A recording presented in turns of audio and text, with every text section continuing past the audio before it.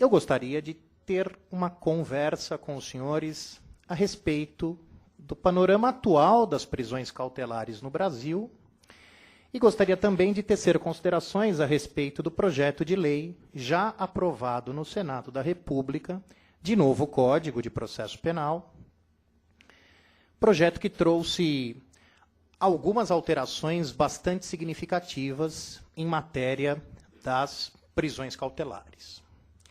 Então, se os senhores me permitem, eu gostaria de relembrar com os senhores aquilo que existe hoje em matéria de prisão cautelar, gostaria de conversar com vocês a respeito do que o Código de 41 estabelece, e gostaria, passo seguinte, de tratar de algumas, até porque senão ficaremos aqui até depois do horário previsto, tratar de algumas alterações, de algumas inovações que ainda representam um projeto, mas que um passarinho me contou que brevemente passarão a ser a realidade do Código de Processo Penal, passarão a representar a nova legislação processual penal.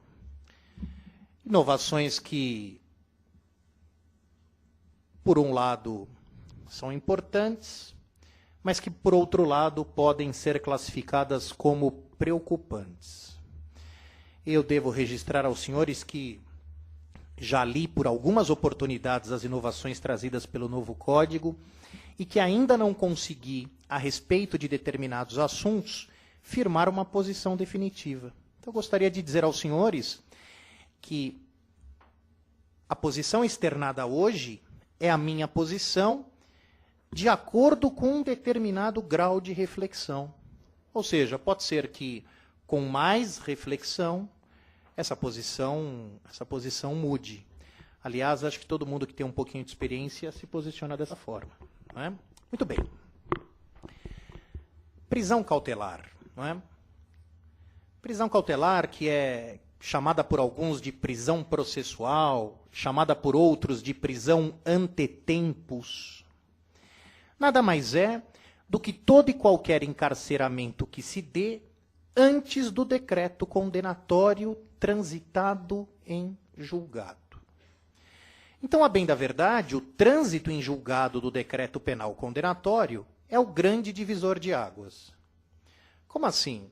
Ora, todo e qualquer encarceramento, toda e qualquer prisão que se dê antes do trânsito em julgado da condenação deve receber a classificação de prisão cautelar. A prisão definitiva, a prisão pena, a prisão sanção só pode se dar, só pode se aperfeiçoar, só tem esta natureza jurídica depois do trânsito em julgado da condenação. E os senhores certamente chegarão à mesma conclusão que eu.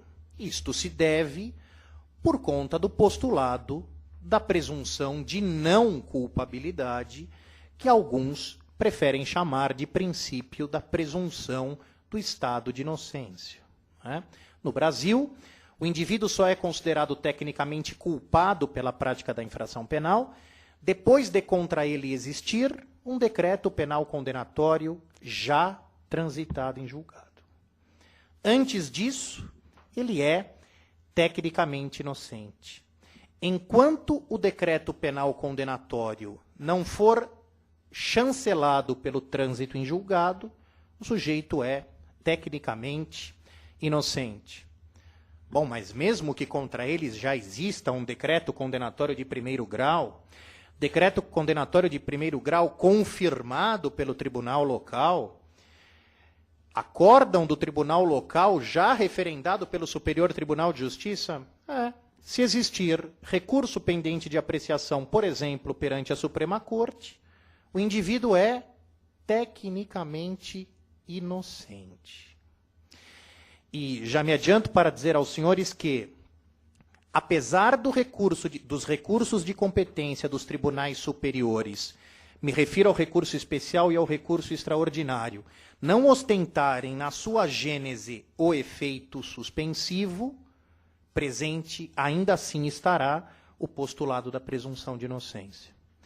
O Tribunal de Justiça de São Paulo vira e mexe e se esquece disso e determina a expedição de mandado de prisão, mesmo sem o trânsito em julgado do acórdão que confirmou a condenação, ou mesmo do acórdão que deu provimento a recurso do Ministério Público para reformar a decisão absolutória de primeiro grau. Isso os senhores resolvem com a impetração de ordem de habeas corpus perante o Superior Tribunal de Justiça. Existe vasta jurisprudência a respeito do tema. Muito bem.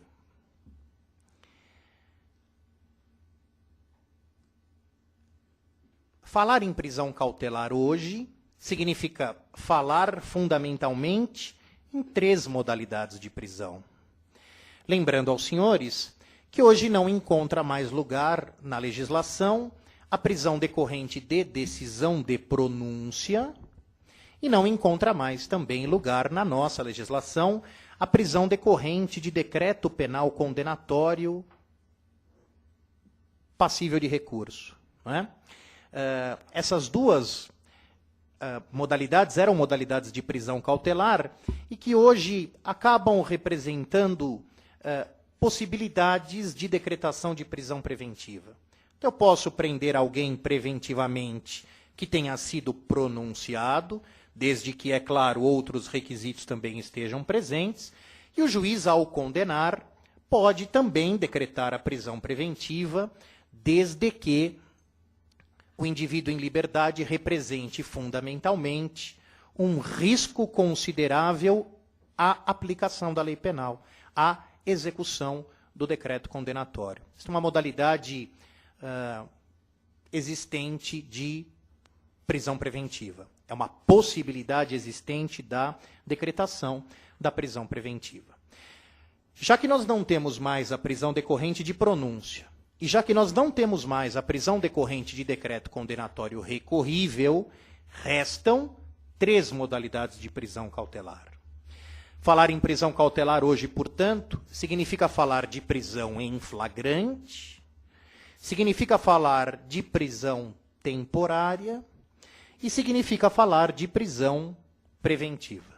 Né? Então, toda vez que vocês ouvirem falar de prisão cautelar, ou os senhores estarão ouvindo falar de prisão em flagrante, ou os senhores estarão ouvindo falar de prisão temporária, ou então estarão ouvindo falar de prisão preventiva.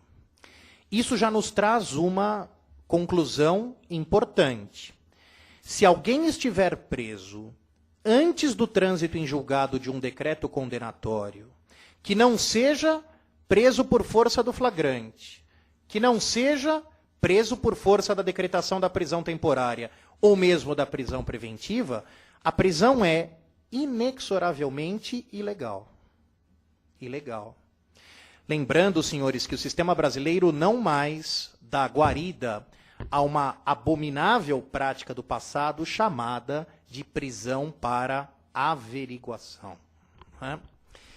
Nós vamos ver que o projeto já aprovado no Senado de novo Código de Processo Penal tem uma passagem fazendo menção à dúvida relativa ao mandado de prisão, uma passagem que me faz lembrar, e que talvez faça os senhores lembrar também, dessa prática abominável chamada de prisão para averiguação.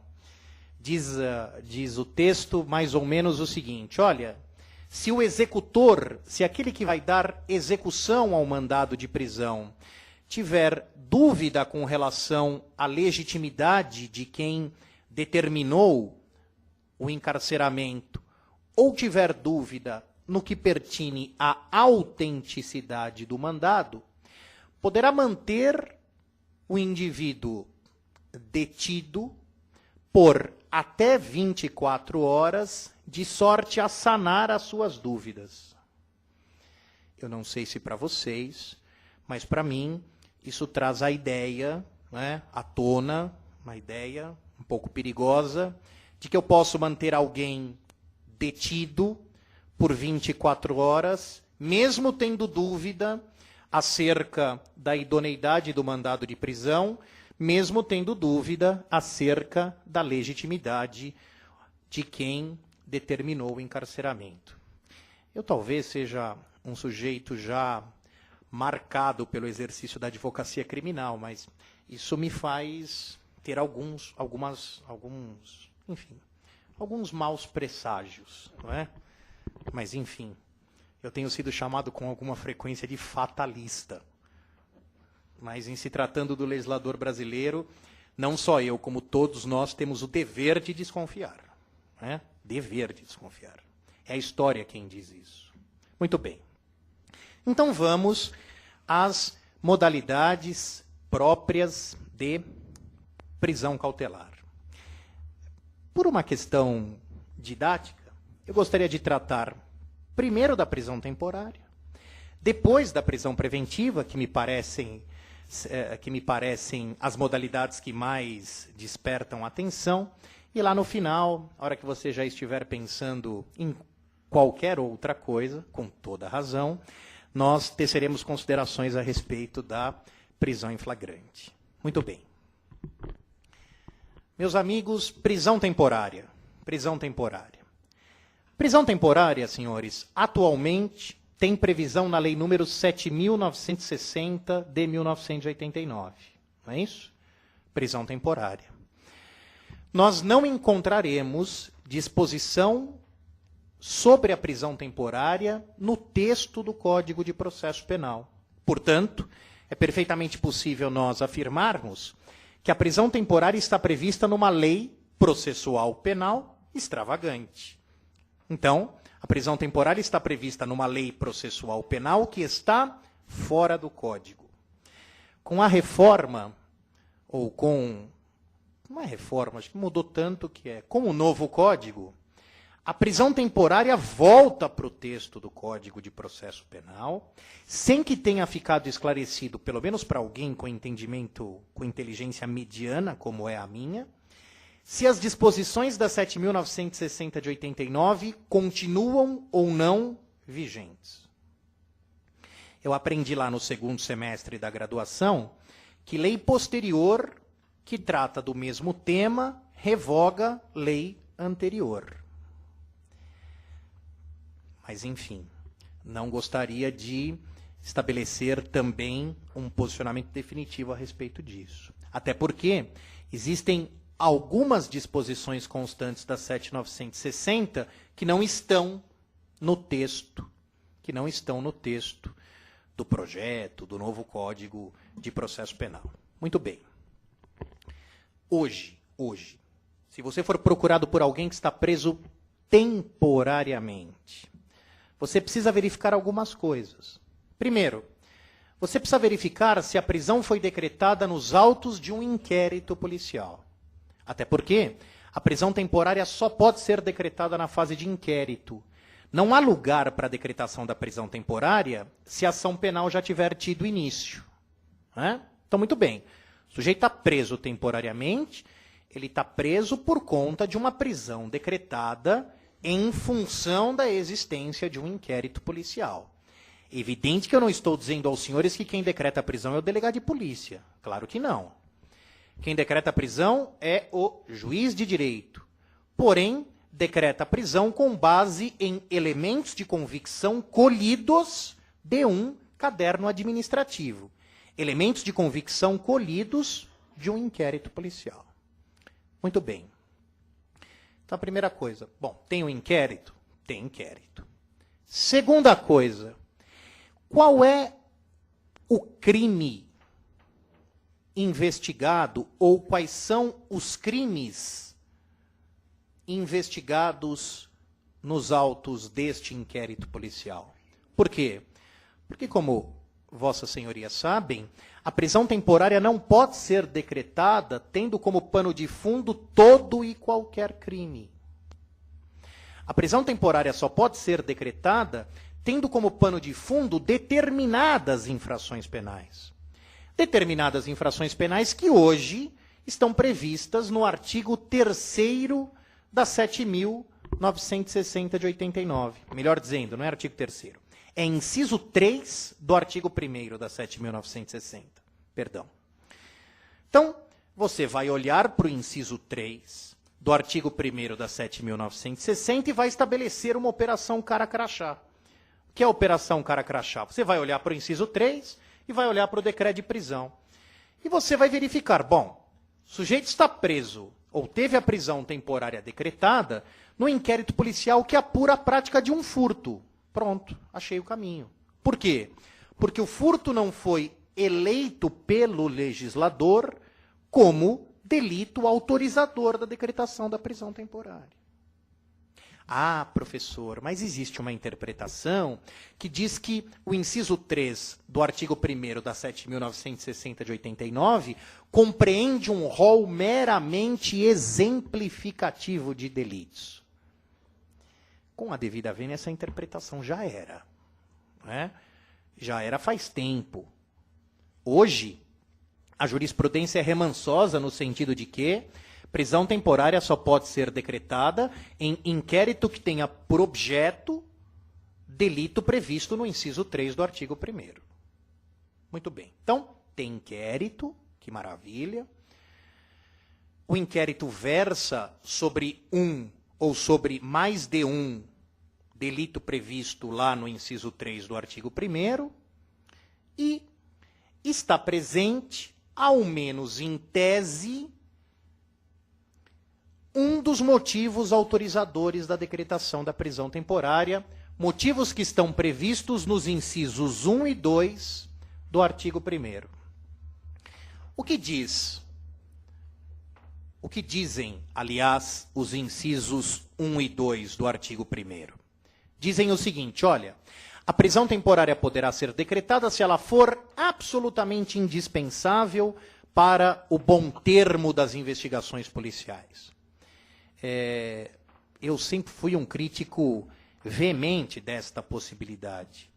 Olha, o que significa dizer ser a prisão de alguém absolutamente indispensável para o bom termo das investigações policiais? Senhores, isso vai do Gênesis ao Apocalipse. Ou seja, é um requisito revestido de um alto grau de subjetividade. O que não parece de boa técnica em se tratando de um instituto que prevê um requisito para se prender alguém. Muito bem. O inciso 2 diz, olha, poderá ser preso temporariamente também aquele que não tiver residência fixa e aquele que deixar de fornecer à autoridade dados indispensáveis da sua própria identidade, dados indispensáveis da sua própria identificação. Vejam, senhores, o fato do indivíduo não ter residência fixa parece um indicativo razoável para o encarceramento em caráter cautelar, mormente a título de prisão temporária, porque nós precisamos lembrar que os delitos elencados no inciso 3 do artigo 1º são delitos revestidos de muita gravidade. Estou diante de homicídio, estou diante de roubo, estou diante de extorsão mediante sequestro, estou diante dos delitos contra a dignidade sexual, inclusive aqueles perpetrados contra a vulnerável. Então, bom, o sujeito não tem residência fixa, é um elemento autorizador da decretação da prisão temporária. E diz o legislador também, olha, se o sujeito deixar de fornecer à autoridade policial dados indispensáveis à sua própria identificação, ele pode ser preso temporariamente. E aí a doutrina faz um salseiro, dizendo, olha, o inciso 2 do artigo 1º da 7.960 é inconstitucional, porque fere de morte o direito de permanecer em silêncio. Com a devida vênia, eu não concordo com isso. O inciso 2 do artigo 1º simplesmente diz, você não pode calar com relação aos dados da própria identidade. Agora, você pode calar com relação aos fatos. Isto é direito seu, direito assegurado constitucionalmente. Os senhores encontrarão acórdãos, inclusive do Tribunal de Justiça de São Paulo, dizendo que o sujeito, em tese, poderia se negar a dar à autoridade policial informações a respeito dos seus dados pessoais, porque isto representaria uma extensão legítima do direito à autodefesa. Eu não chego a esse extremo. Não é? Eu não chego a esse extremo. E mais, os senhores encontrarão acórdãos, com certeza absoluta, no Superior Tribunal de Justiça, dizendo, olha, aquele que mente à autoridade policial fornecendo dados falsos também não pode ser preso temporariamente, porque, da mesma forma, isto representa uma extensão legítima do direito de autodefesa consagrado constitucionalmente. Bom, tem inquérito policial, o inquérito policial versa sobre um desses delitos, ou sobre mais de um, e está presente um dos requisitos autorizadores da decretação da prisão temporária. Vocês querem ver onde começa o problema? O problema começa aqui. Ah, professor, o senhor não sabe tudo da reforma de cor? Não. Não sei. Vejam bem. O artigo 563 do projeto, dá a impressão que se está falando de uma entidade, né? O artigo 563 do projeto diz assim: fora das hipóteses de cabimento da preventiva, o juiz, no curso da investigação, a requerimento do MP ou mediante representação do delegado de polícia, poderá decretar prisão temporária. Olhem as alterações. Quando não houver outro meio para garantir a realização de ato essencial à apuração do crime. Na verdade, o projeto, neste trecho, substitui o atual inciso 1 do artigo 1º, que diz, quando a prisão for absolutamente indispensável ao bom termo das investigações. Me parece que a redação do projeto é melhor. Quando não houver outro meio para garantir a realização de ato essencial à apuração do crime, tendo em vista indícios precisos e objetivos de que o investigado obstruirá o andamento da investigação dos seguintes crimes. Professor, cadê a residência fixa e cadê o não fornecimento de dados da própria identidade à autoridade policial? O projeto não traz isso.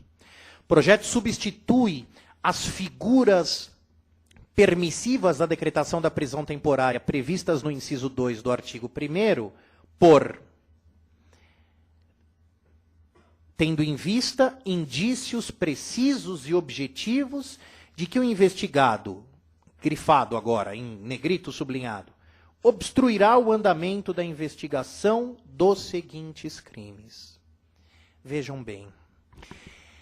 O critério utilizado pelo legislador quando da confecção da 7.960 de 89 e o critério utilizado pelo legislador quando da reforma é diferente. Me parece que o critério utilizado pelo legislador quando da 7.960 de 89 dizia respeito à facilidade de acesso ao investigado. Por quê? Porque se ele não tem residência fixa, ou se ele não me fornece os dados da sua própria identidade, eu terei dificuldade grande em acessá-lo. Agora, a preocupação do legislador agora, por força da reforma, me parece ser outra. A preocupação me parece, inclusive, mais legítima, que é a preocupação com a boa condução da investigação. A boa condução da investigação. Ou seja, o indivíduo deve estar à disposição.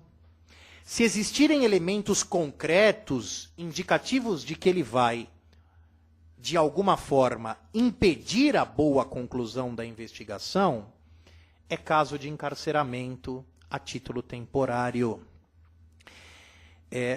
Agora, a pergunta que fica é a seguinte: será que as hipóteses de decretação da prisão temporária previstas no inciso 2 do artigo 1º da 7.960 continuarão a ser invocáveis caso o projeto seja aprovado também na Câmara e passo seguinte sancionado pelo Presidente da República?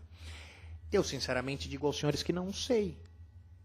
Ou seja, sob a égide da nova redação do Código de Processo Penal, caso ela venha a existir, será possível a decretação da prisão temporária com base no inciso 2 do artigo 1º da 7.960? Eu deixo isso para reflexão. Bom, o que não mudou? Prisão temporária continua não podendo ser decretada de ofício. Quando eu digo aos senhores que a prisão temporária não pode ser decretada de ofício, e ainda que a reforma seja aprovada, não poderá ser decretada de ofício, eu estou dizendo aos senhores que o juiz precisará ser obrigatoriamente, ele precisa hoje e continuará precisando, de provocação. E a provocação se dá mediante requerimento do Ministério Público ou ainda mediante representação da autoridade policial. Requerimento do MP é um pedido. O MP, com base nos elementos constantes da investigação, do inquérito policial, requer ao magistrado que decrete a prisão temporária.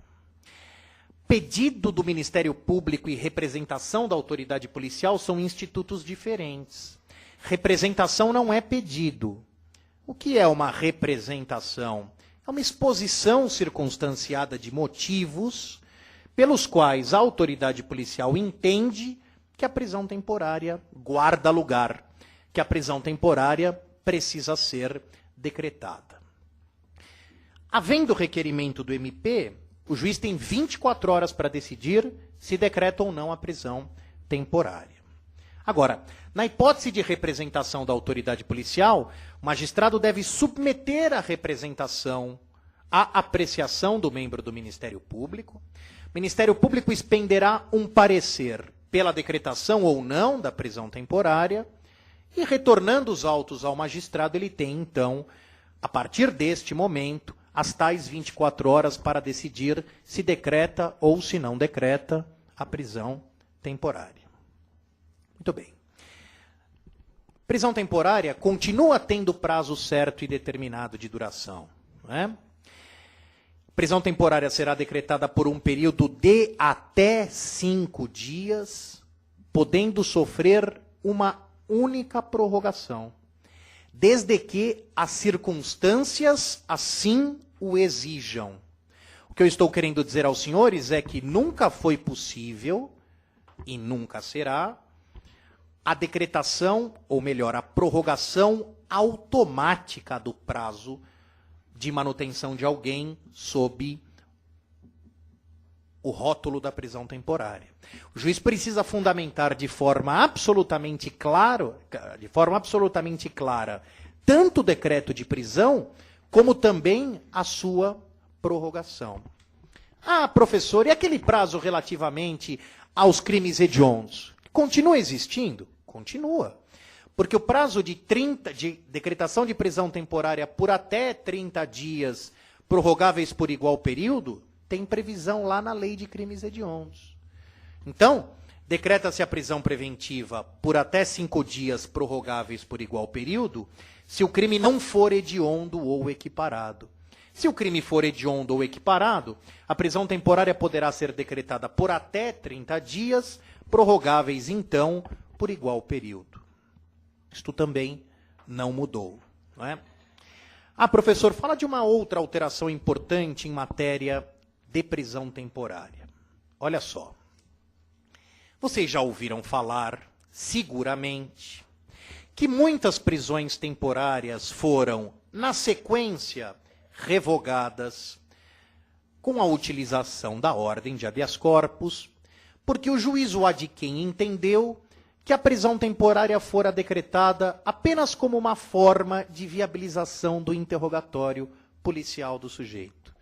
Então, ao invés de ficar notificando o sujeito a comparecer num determinado dia, num determinado horário para ser interrogado, eu arrumo um jeito, o delegado de polícia representa pela decretação da prisão temporária, um juiz menos avisado acaba decretando a prisão temporária e a prisão acaba sendo utilizada apenas como um instrumento para que a autoridade policial interrogue o sujeito.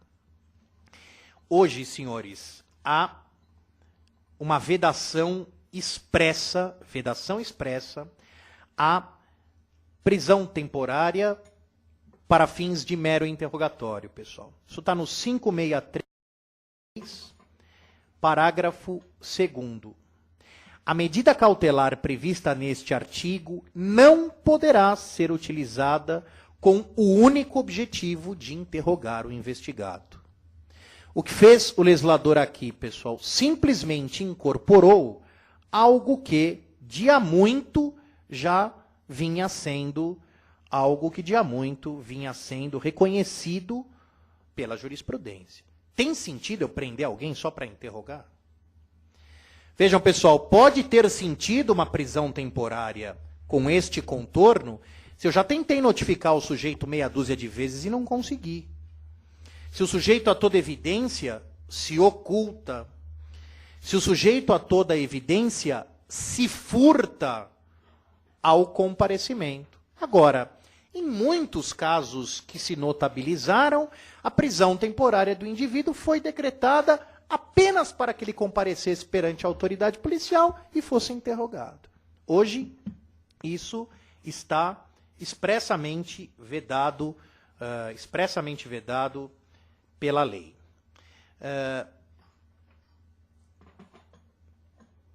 De relevante foram estas duas mudanças. Você não pode prender para interrogar, e o 563 traz como foco a ideia de boa conclusão das investigações.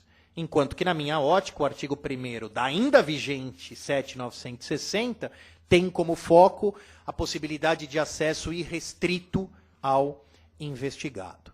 Ah, professor, o que não mudou? Não mudou prazo, não mudou a impossibilidade da decretação da prisão de ofício, não pode. Deve ainda ser decretada mediante requerimento do MP ou representação da autoridade policial. Terminado o prazo da prisão temporária, o indivíduo deve ser colocado imediatamente em liberdade, independentemente de alvará de soltura. Pessoal, batam o pé com isso, porque vocês estarão batendo o pé com razão. Terminou o prazo da prisão temporária. Doutor delegado, meu cliente precisa ser colocado em liberdade. Doutor, só amanhã, porque ainda não chegou o alvará. Doutor, que alvará? Doutor, o alvará de soltura. Doutor, para prisão temporária, o senhor abre a porta da cela, pergunta se ele ficou satisfeito, você não quer levar um cartão para próximas visitas e tchau. Não tem essa conversa de alvará de soltura por conta do término do prazo da prisão temporária. Prisão temporária, ou acabou o prazo e o sujeito tem que ser solto, ou ela foi prorrogada e você terá essa triste notícia, ou você terá uma outra notícia ainda mais triste. A prisão temporária, antes de terminar, foi convertida por decisão judicial em prisão preventiva. Aí os problemas se avolumam, não é? Porque nós vamos verificar que a prisão preventiva é sempre uma prisão mais complexa, mais sofisticada do que a prisão temporária. Vejam, há uma questão que São Paulo já resolveu administrativamente. Porém, me parece que o legislador, na reforma, perdeu uma oportunidade importante de tratar deste tema. Ainda estamos falando de prisão temporária. Olha só. Vamos imaginar que o delegado de polícia represente pela decretação da prisão temporária de uma determinada pessoa.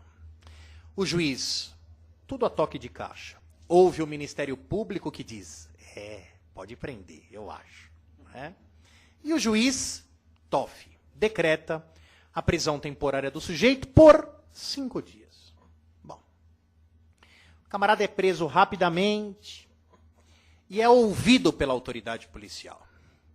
E a autoridade policial, imediatamente, de acordo com a sua convicção e de acordo também com outros elementos coligidos nos autos do inquérito, chega à conclusão de que aquele camarada não tem nada a ver com a história. Já aconteceu em casos meus. O sujeito é preso temporariamente.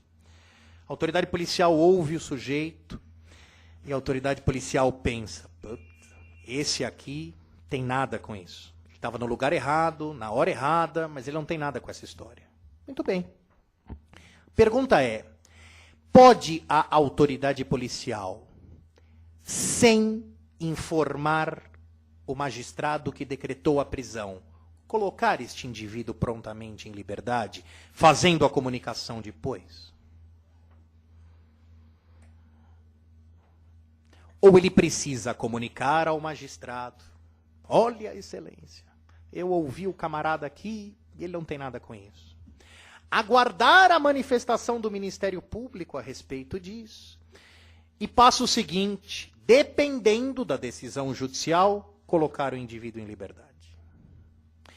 Vejam, pessoal, o que parece mais razoável. Confesso aos senhores que mais razoável parece a segunda hipótese. Não é? Se eu precisei de autorização para prender, eu preciso de autorização para soltar. Porém, pessoal, em matéria de prisão temporária, não me parece que as coisas devam ser assim. Observem que a prisão temporária foi decretada no interesse da investigação. Então, aquele que primeiro consegue concluir pela desnecessidade da prisão é a própria autoridade policial. Nada impedindo, na minha concepção, que o delegado de polícia adote a primeira postura. Diante de um despacho fundamentado, que precisa estar nos autos, obviamente, ele se manifesta pela desnecessidade da continuação, da continuidade da prisão e coloca o sujeito em liberdade. Claro que comunicando esta decisão, passo seguinte ao magistrado. Sabem por quê, pessoal? Porque fatalmente neste trâmite de ir e voltar, o prazo da prisão temporária já terá acabado e o sujeito então terá que ser de qualquer forma colocado em liberdade. Bom, São Paulo regulou esta matéria. Há uma recomendação da Secretaria de Segurança Pública e do Delegado-Geral de Polícia para que os delegados de polícia não procedam à soltura sem a ordem judicial. Quer colocar o sujeito em liberdade antes de terminar o prazo de decretação da temporária, peça isso ao juiz. Por quê, pessoal? Porque os delegados, lamentavelmente, até colocavam o sujeito em liberdade, mas não comunicavam isso. Então o magistrado ficava perdidão. O magistrado, depois, até para concessão de prazo adicional para a conclusão das investigações, tomava conhecimento de que o sujeito foi colocado em liberdade antes da conclusão do prazo da temporária e ele nem estava sabendo disso. Né? Agora, o legislador não perdeu uma oportunidade importante de estabelecer isso? Claro, pessoal. Lógico. Né? Então, vejam, em São Paulo isso está regulado. Regulado, vírgula. Não é? Porque há uma recomendação, me parece que isso tem cunho meramente administrativo, da Secretaria de Segurança Pública / Delegacia Geral. Não há nada na 7.960, como também não há nada no projeto, em fase de aprovação, estabelecendo qual é o regramento disso. Tudo bem, pessoal? Então vejam, tudo aquilo que existe na 7.960 foi mais ou menos reproduzido no texto da reforma.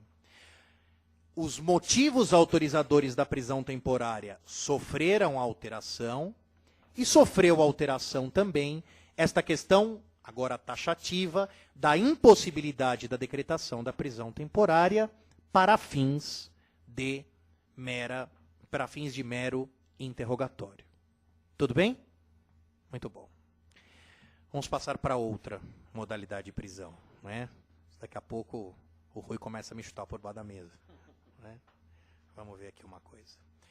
Então vamos falar, pessoal, da prisão preventiva.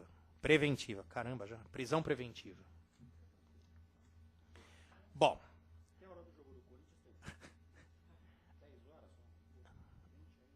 É, professor? Tá bom. Então veja. Bom, Pessoal, em matéria de prisão preventiva mudou bastante coisa. Mas se alguém perguntar para você assim, estilo topa ou não topa, né? Quais foram as duas principais alterações em matéria de prisão preventiva, se compararmos o texto do Código de Processo Penal de hoje com o texto já aprovado no Senado? Duas alterações.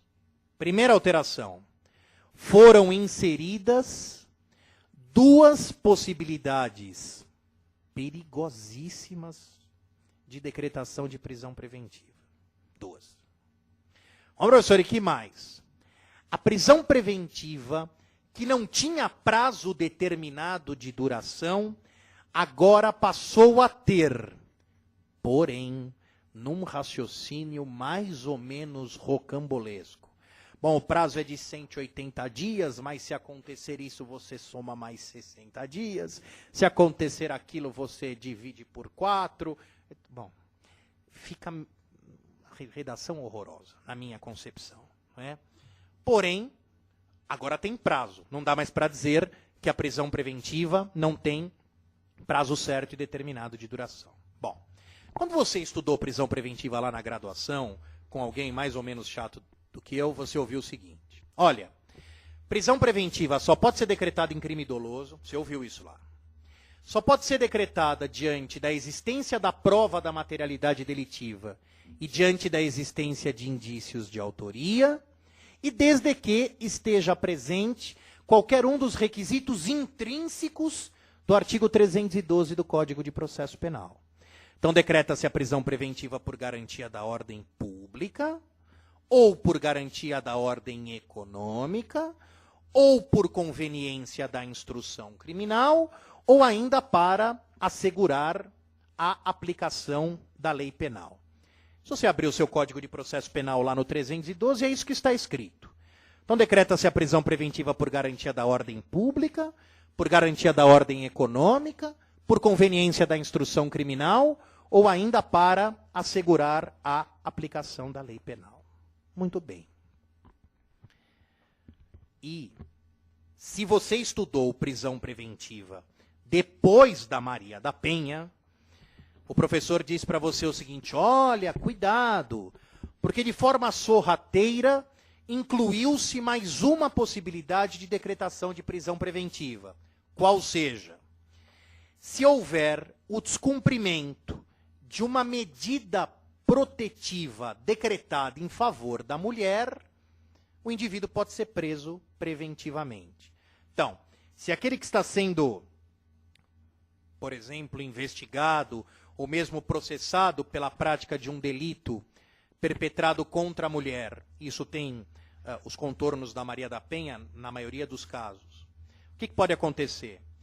Pode haver a decretação de uma medida acautelatória protetiva da mulher. Então, olha, você não pode chegar a tantos metros da fulana. Olha, você precisa deixar o lar conjugal. Olha isso, olha aquilo. O descumprimento injustificado desta medida cautelatória protetiva da mulher pode levar à decretação da prisão preventiva. E eu sempre fui um crítico ácido a isso. Ácido. Né? Encarcerar alguém preventivamente é algo muito, muito grave.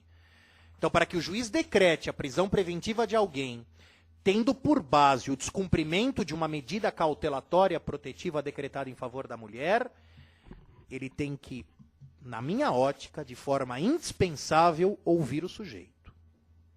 Ouvir o sujeito. Eu, se fosse juiz, mesmo sem previsão legal, marcaria uma audiência de justificação. Senta aí, bonitão. Escuta, você não sabe ler? Você não pode chegar a tantos metros dela. E tem duas petições aqui dizendo que você está chegando. Você quer ser preso? Eu vou te prender.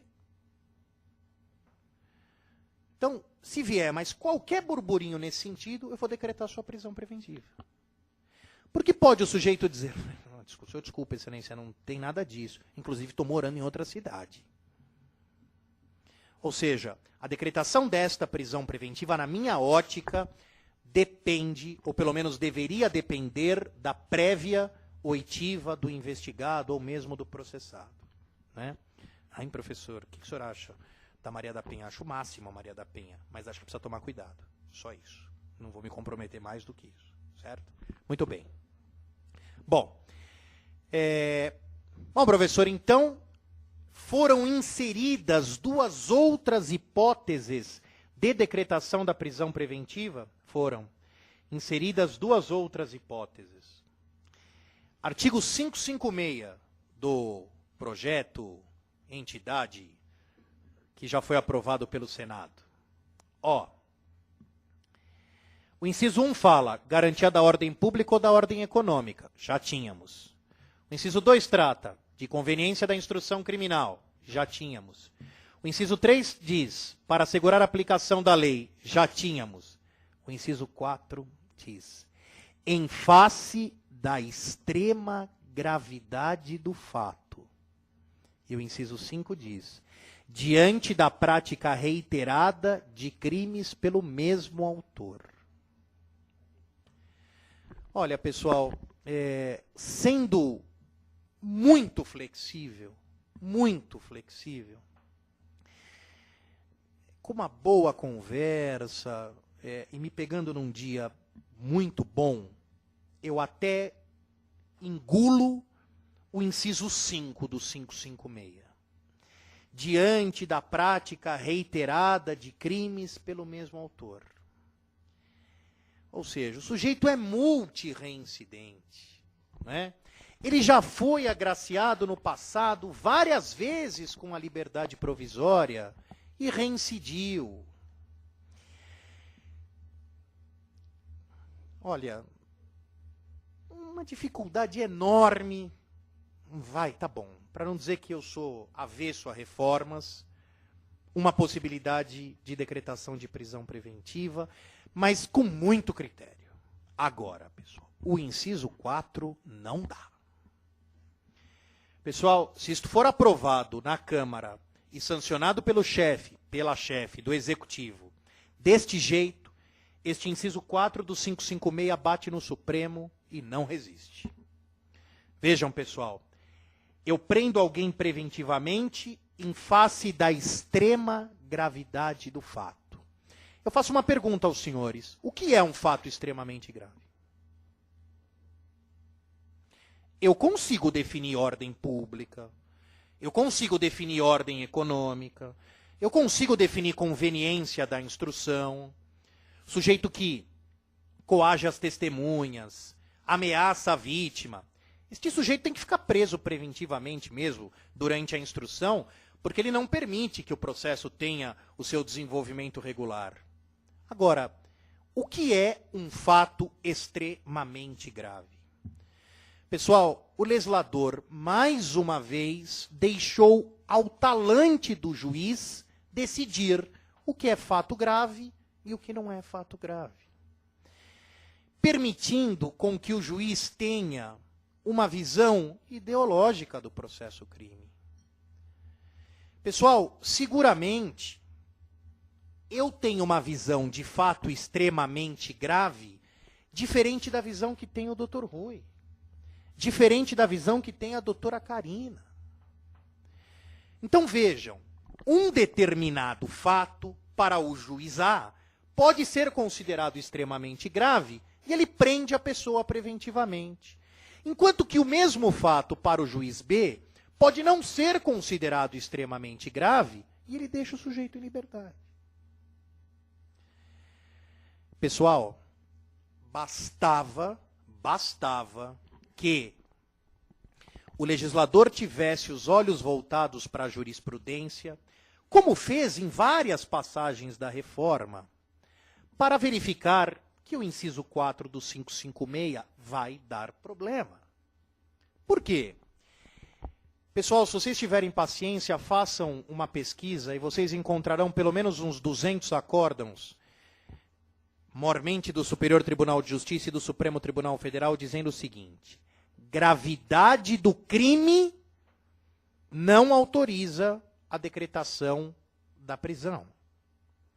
Gravidade do crime abstratamente considerada não autoriza por si só a decretação de prisão preventiva. Pessoal, muitos decretos de prisão, eu já estive diante de algumas centenas deles, começam assim: o crime imputado a Beltrano é extremamente grave. E a primeira coisa que a gente dizia no RIT é o seguinte: e daí? Quem define a maior ou menor gravidade é o legislador, quando ele diz, olha, a conduta típica A tem pena de 1 a 3 anos, enquanto que a conduta típica B tem pena de 5 a 15 anos. A B é mais grave do que a A. Por quê? Porque assim ficou definido pelo legislador. Vejam, dizer, olha, eu não posso prender alguém preventivamente com base na gravidade em abstrato do crime, não se aproxima muito de dizer, olha, eu não posso prender alguém preventivamente sob o argumento de que o fato é muito grave. Por quê, pessoal?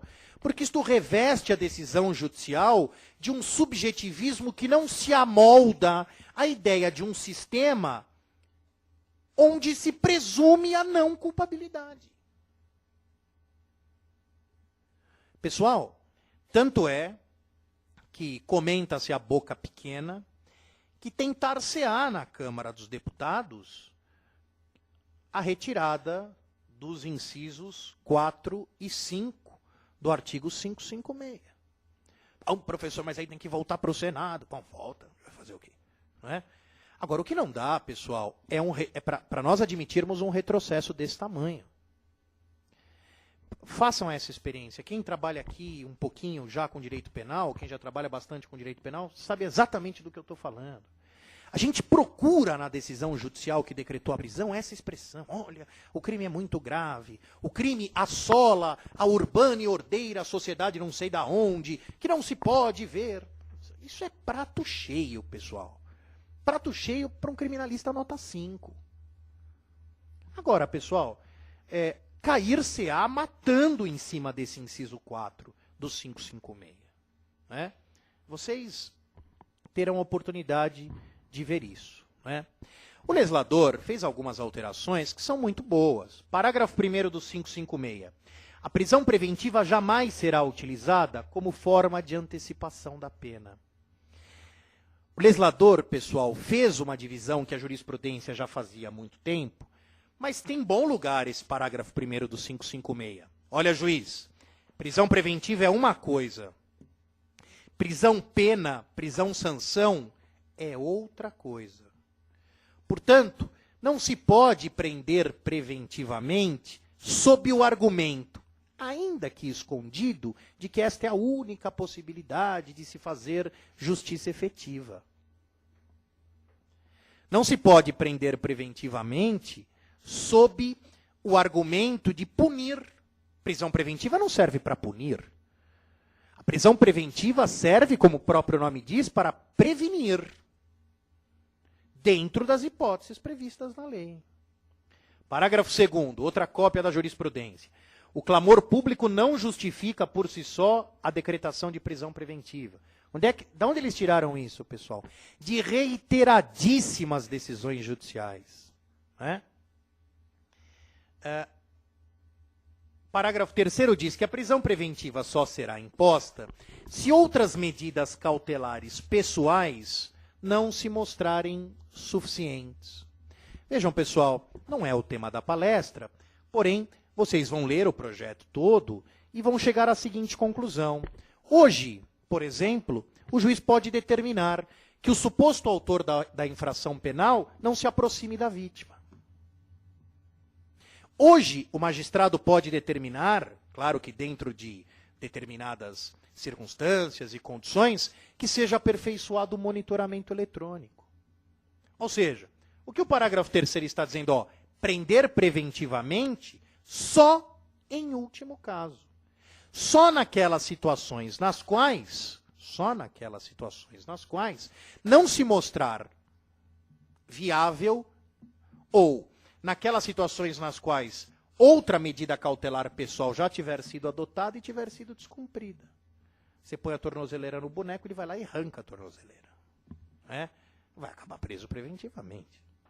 Né? Vejam, pessoal, aí é um motivo concreto. Né? O que se esperava com a reforma, pessoal, é que fossem afastados o mais possível os decretos prisionais com bases em juízos de prognose, os decretos prisionais com base em verdadeiros achismos, como diz o ministro Celso de Mello, né? Decretos prisionais eivados de conteúdo ideológico. Não pode existir um sistema revestido pela ideia de não culpabilidade, né? Vejam, o 557 estabelece as hipóteses nas quais não se prenderá preventivamente. Não se prende preventivamente nos crimes culposos. Nunca se prendeu preventivamente em crime culposo, houve uma repetição. Não se prenderá preventivamente também, isso é muito importante, nos crimes dolosos, cujo limite máximo da pena privativa de liberdade combinada seja igual ou inferior a 3 anos, exceto se cometidos mediante violência ou grave ameaça. Então você vai olhar para o preceito secundário e vai verificar. Se o preceito secundário dispuser como pena máxima pena privativa de liberdade igual ou inferior a 3 anos, não tem prisão preventiva, salvo se o delito tiver sido praticado com violência ou grave ameaça. O inciso 3 trata da hipótese de não encarceramento preventivo se o sujeito tiver acometido por doença grave, doença gravíssima, de tal modo que o seu estado de saúde seja incompatível com a prisão. Bom, se até os sadios têm um estado incompatível com a prisão, vocês imaginem aquele que estiver acometido de doença gravíssima, não é? O parágrafo 1º e o parágrafo 2º tratam de situações nas quais a prisão preventiva poderá ser cumprida domiciliarmente. Eu não vou cansá-los, até porque eu tenho coisa mais importante para falar. Depois vocês me prometem, não é? E esse é o tipo de promessa que dá até vontade de não cumprir. Você me promete que você vai ler os 557, parágrafos 1º e 2º. Vejam. A partir do 558, e aqui eu vou pedir um pouquinho de paciência, o legislador estabelece, isto nunca aconteceu antes, prazos para a duração da prisão preventiva. Oba, professor, então agora é rapidinho. Não. São uns prazos que Jesus amado, né? Mas vamos lá. Quanto ao período máximo de duração da preventiva, observar-se-ão obrigatoriamente os seguintes prazos. Inciso 1. 180 dias, se decretada no curso da investigação ou antes da sentença condenatória recorrível. Então vejam, o camarada está preso preventivamente na fase da instrução. Não há contra ele ainda um decreto penal condenatório recorrível. Qual é o prazo máximo em tese? Porque nós vamos ver que a esse 180 você pode somar mais isso, mais aquilo. Prazo máximo de duração da preventiva, 180 dias. Pessoal, 180 dias é tempo pra chuchu. São 6 meses. Bom, inciso 2. 360 dias. Se decretada ou prorrogada por ocasião da sentença condenatória recorrível. O sujeito foi condenado e na sentença condenatória recorrível, em tópico autônomo, isso é possível, o magistrado decreta a prisão preventiva. Qual é o prazo que essa prisão preventiva pode ter? 360 dias. Bom, professor, vamos imaginar então que o sujeito já vinha preso preventivamente e o juiz mantém a prisão preventiva no decreto condenatório. O prazo, 360 dias. 360 dias, se decretada ou prorrogada por ocasião da sentença condenatória recorrível, não se computando, no caso de prorrogação, o período anterior. Ah, professor, agora ficou melhor.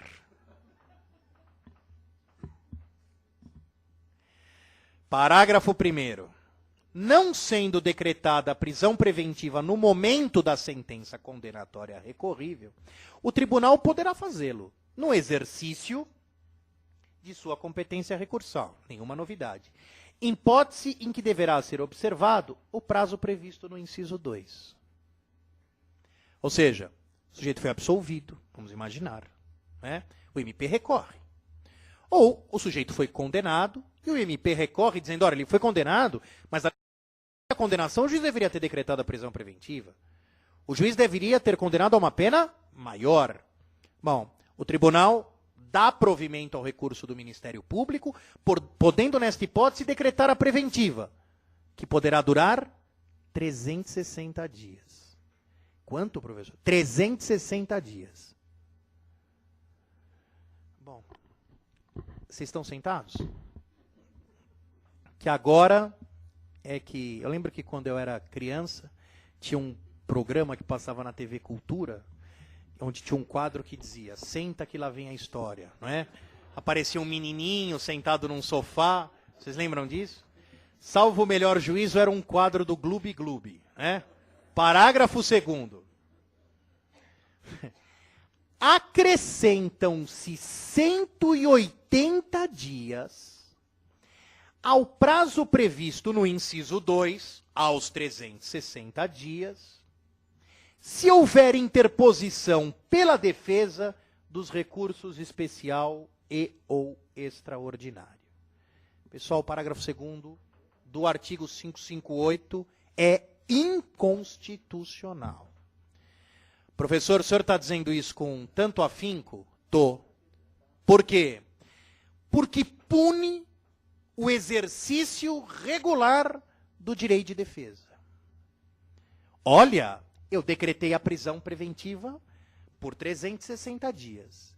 Você vai recorrer? Vou. Você vai recorrer do acórdão do tribunal local, seja do TJ, seja do TRF? Vou. Tá bom. Nós vamos acrescentar mais 180 dias neste prazo. Como se a demora no processamento dos recursos de competência dos tribunais superiores pudesse ser atribuída ao recorrente. Pessoal, de todo o tempo que eles levam para julgar, quanto tempo o recorrente consumiu? No máximo 15 dias, que é o prazo que ele tem para interposição, seja do especial, seja do extraordinário, seja dos dois. Então vejam, eu vou ler de novo. Se eu tiver errado, alguém pode falar, não tem problema. Acrescentam-se 180 dias ao prazo previsto no inciso 2 do caput. O inciso 2 é aquele dos 360, na hipótese de prisão preventiva decretada na sentença. Olha só. Se houver interposição pela defesa dos recursos especial e ou extraordinário. Isso aqui é uma brincadeira com todas as vênias, pessoal. Com todas as vênias. Pune-se pela interposição do recurso. Como se o pano de fundo da decretação da prisão preventiva tivesse alguma coisa a ver com o fato do sujeito ter recorrido especial ou extraordinariamente. Pessoal, eu acrescento 180 dias ao prazo da preventiva, porque o sujeito recorreu, sem que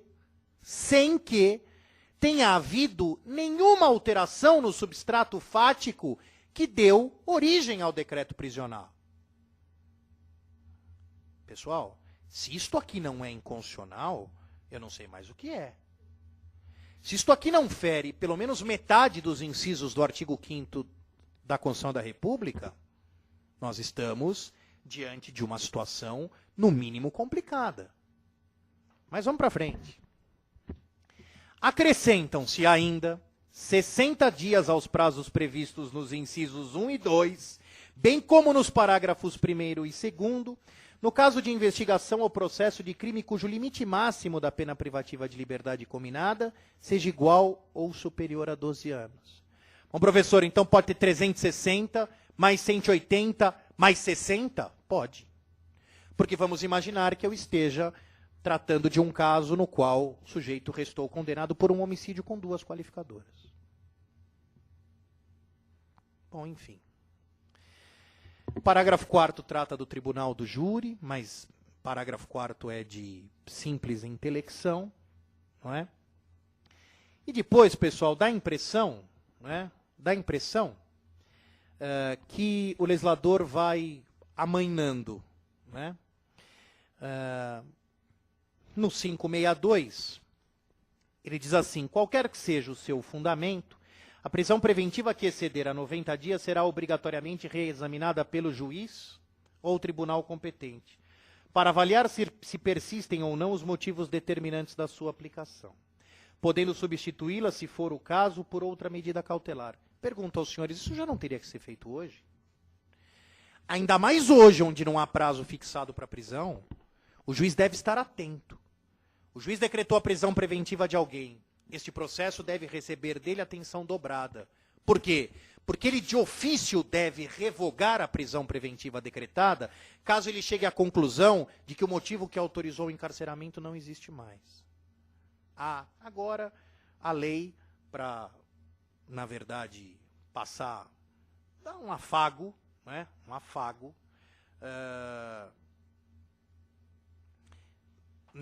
Para dar um afago no intérprete, mesmo no preso, no advogado, sei lá, depois desses prazos que são absolutamente fora do normal, e diante desta hipótese de agravamento ou de extensão da prisão por conta do sujeito ter recorrido. Isso é o fim da picada, pessoal.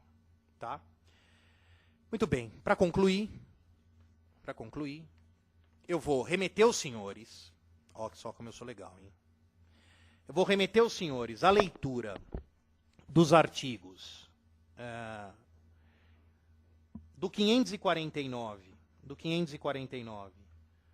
ao 555, que são os artigos da reforma que dizem respeito à prisão em flagrante. Apenas, pessoal, fazendo uma mençãozinha aqui, uma principal alteração que me parece ter chamado a atenção. Vocês lembram quando vocês estudaram lá que o flagrante podia ser flagrante próprio, flagrante impróprio, e uma terceira modalidade que era o flagrante presumido ou quase flagrante? Né? Então, flagrante próprio, 302, inciso 1, da atual redação. Flagrante impróprio, incisos 2 e 3, e o quase flagrante ou flagrante presumido, inciso 4. Né? A atual redação, a redação do projeto dá uma enxugada nisso para dizer o seguinte: olha, eu prendo em flagrante quando o sujeito estiver cometendo a infração penal, portanto, o flagrante próprio. Eu prendo em flagrante, e aí ele condensa, quando ele for perseguido logo após ou encontrado por qualquer pessoa ou mesmo pela autoridade. E há uma definição do que vem a ser a perseguição. Vocês lembram que antes essa definição era doutrinária? A doutrina dizia que a perseguição tem que ser ininterrupta e que a perseguição tem que ser ininterrupta e que, caso a perseguição sofra qualquer solução de continuidade, haveria perda do estado flagrancial. É isso que nós temos hoje. Hoje, pessoal, isso veio para a lei. Né? Veio para a lei. Eu achei isso bom. Né? Olha, o que é perseguição? Tendo avistado a pessoa, for o sujeito perseguido sem interrupção, embora tenha havido perda de vista, ou seja, eu posso estar perseguindo ainda que eu tenha perdido o sujeito de vista, e sabendo por indícios ou informações fidedignas que a pessoa tenha passado há pouco tempo em tal ou qual direção. Não é? Então definiu-se o que é a tal perseguição para fins da manutenção do estado de flagrância, mas vocês vão depois fazer uma leitura acurada disso. Olha, se eu pudesse resumir aquilo que foi dito aqui hoje, daria para dizer o seguinte, vejam bem. Prisão cautelar é prisão antes do decreto condenatório definitivo. São 3 as modalidades de prisão cautelar: flagrante, temporária e preventiva. Houve alterações importantes em matéria da prisão temporária, e eu ressalto os motivos autorizadores da prisão, e ressalto também a impossibilidade da prisão temporária ser decretada como ato viabilizador do interrogatório. Indo para a prisão preventiva, existem 2 novas 2 novos motivos que autorizam a decretação da prisão preventiva, alta ou grande gravidade do fato e a questão do sujeito ser reincidente ou já ter muitas vezes praticado ilícitos, né? Esta questão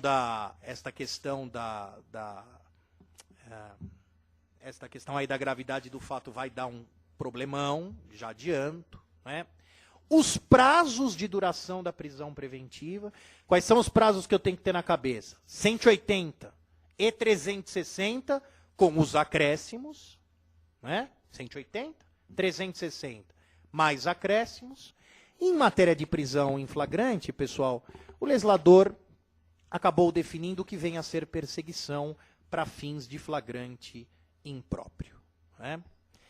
Pessoal, é absolutamente impossível tratar de todos os aspectos. Eu procurei trazer a vocês, a bem da verdade, apenas uma notícia da alteração, né?